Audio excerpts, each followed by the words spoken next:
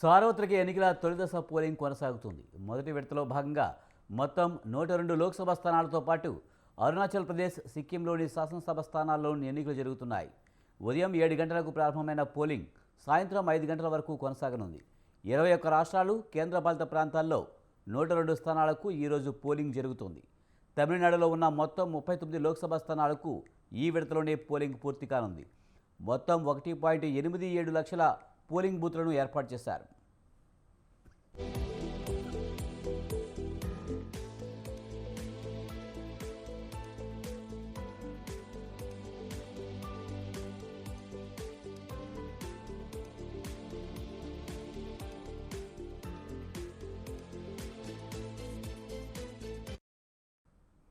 దేశవ్యాప్తంగా ఈరోజు 16.63 కోట్ల మంది ఓటర్లు తమ అభ్యర్థుల భవితవ్యాన్ని తేల్చనున్నారు.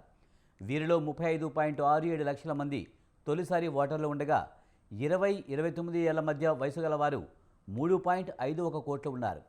తమిళనాడులోని 39 లోక్సభ స్థానాల్లో 950 మంది అభ్యర్థులు బరిలో ఉన్నారు.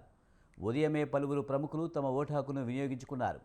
చెన్నైలోని ఓ పోలింగ్ కేంద్రంలో తమిళనాడు సీఎం స్టాలిన్ ఓటు వేశారు. తమిళ సూపర్ స్టార్ రజనీకాంత్ తన ఓటు హక్కును వినియోగించుకున్నారు. ఈ ఎన్నికల్లో పోటీ చేస్తున్న తెలంగాణ మాజీ గవర్నర్ తమిళిసై కూడా ఓటేశారు. మాజీ కేంద్ర మంత్రి, కాంగ్రెస్ సీనియర్ నేత పి చిదంబరం ఓటు హక్కును వినియోగించుకున్నారు. మధ్యప్రదేశ్ మాజీ సీఎం కమలనాథ్ ఓటు హక్కు వినియోగించుకున్నారు. కమలనాథ్ కుమారుడు కాంగ్రెస్ నేత నకుల్ నాథ్ చింద్వారా లోక్సభ స్థానం నుంచి పోటీ చేస్తున్నారు.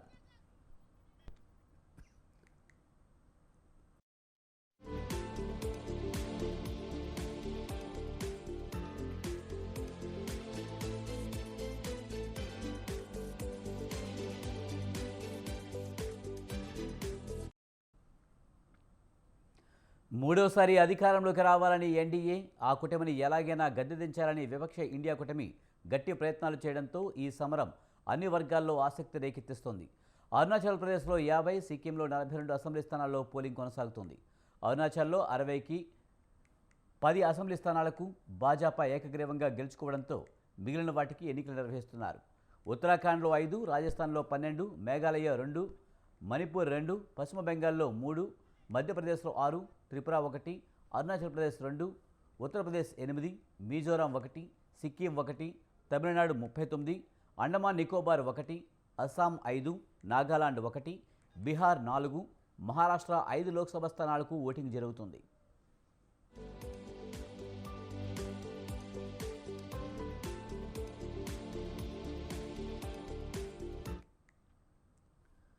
పోలింగు ప్రక్రియను సజావుగా నిర్వహించేందుకు భారీగా కేంద్ర బలగాలను మోహరించింది.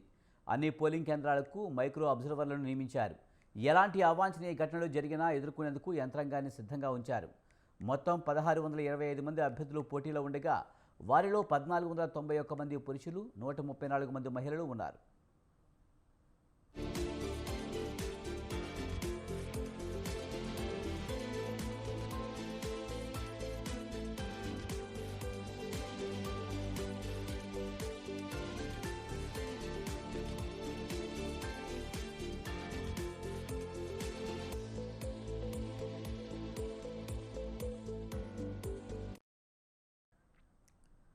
మొదటి విడత ఎన్నికల బరిలో పలువురు ప్రముఖులు ఉన్నారు. కేంద్ర రవాణా శాఖ మంత్రి నితిన్ గడ్కరీ మహారాష్ట్రలోని నాగపూర్ నుంచి బరిలో ఉన్నారు.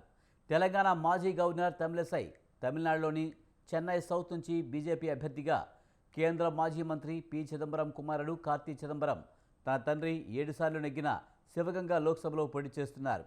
బీజేపీ తమిళనాడు అధ్యక్షుడైన కె అన్నమలై కోయంబత్తూరు నుంచి, డిఎంకే ఎంపీ దయానిధి మారన్ చెన్నై సెంట్రల్ నుంచి, మధ్యప్రదేశ్ మాజీ ముఖ్యమంత్రి కమలనాథ్ కుమారుడు నకుల్ నాథ్ తిరిగి చింద్వాడా నుంచి కాంగ్రెస్ తరపున, పశ్చిమ ఉత్తరప్రదేశ్లోని సహారన్పూర్ నుంచి ఇమ్రాన్ మసూద్ పోటీలో ఉన్నారు. బీహార్ మాజీ ముఖ్యమంత్రి జితన్ రామ్ మాంఝీ ఎన్డీఏ కూటమి అభ్యర్థిగా బీహార్లోని గయా స్థానం నుంచి పోటీ చేస్తున్నారు.